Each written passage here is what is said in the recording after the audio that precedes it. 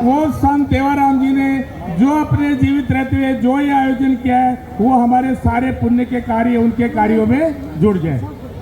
दूसरी बात, आज यहाँ दो प्रकार के लोग की बात मैं यहाँ करूँगा, एक धर्म नीति की और दूसरी राजनीति की, क्योंकि राजनीति और धर्म नीति दोनों एक दूसरे की पूरक हैं। पर जब राजनीति में विकार आता है तो एक वर्ग को नुकसान होता है। जैसे उदाहरण के तौर पे देखिए, पूरी दुनिया में एक नजर उठा के देख लो, कोई भी ऐसा देश नहीं है जहां इंसान को भगा करके शेर, चीते, भालू पाले जाते हों। नहीं, प्रकृति में उनका रहने का अधिकार है, पर मानव को भगा के शेर, चीते, भालू पालना पूरी दुनिया में कहीं भी नहीं है। जब हमारे पशुपालकों को, ये सब इनके पीछे गिरोह है, पशुपालकों को से और संत महात्माओं को जंगल से भगाने का एक तरीका था, यानी कि पहले तो जंगलों को जन रहित करो और उसके बाद में उनके ऊपर सब अवैध कार्रवाई करवाओ। इसलिए मैं सब यहाँ धर्म नीति पे चलने वाले संत महात्माओं से भी निवेदन करता हूँ कि इस प्रकृति का संतुलन बना के रखें, और जब इसका अगर कोई विरोध करता है तो उसके विरोध में खड़े हो जाए।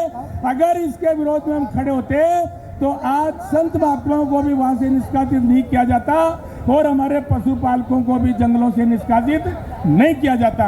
और मैं गारंटी से कहता हूँ, अगर हमें जंगलों से निष्कासित नहीं किया जाता तो आज हमारी दशा ये नहीं होती। इसलिए हमें हर उस कानून के ऊपर नजर रखनी पड़ेगी जिसके अंदर हमें नुकसान होता हो।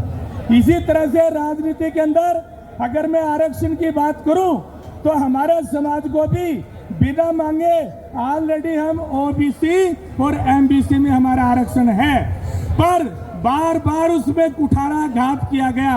अगर एमबीसी का वर्ग बनाया गया तो भी 4 कमजोर समाजों को एक मजबूत समाज के साथ में जोड़ा गया और बाकी 4 समाजों को कुछ नहीं मिला। ओबीसी आरक्षण की बात करूं तो अभी कमजोर समाजों के साथ में मजबूत समाजों को जोड़ दिया गया और उन कमजोर समाजों को भी उस आरक्षण से नहीं मिला।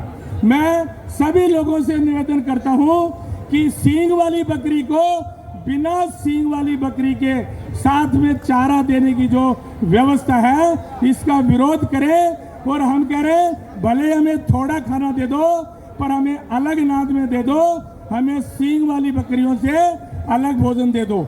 मैं ये बातें इसलिए कह रहा हूँ ताकि आप लोग सब विचार कर सको कि आज लाल सिंह साहब ग्राउंड में इतना आंदोलन क्यों कर रहे हैं। वो कोई पार्टी के विरोध में नहीं है, कोई बीजेपी के विरोध में नहीं है, कांग्रेस के विरोध में नहीं है। हम सिर्फ नीति परिवर्तन करवाना चाहते हैं ताकि जो है नीतियां हमारे फेवर में हो। जय जयतेश्वर महाराज, राम राम।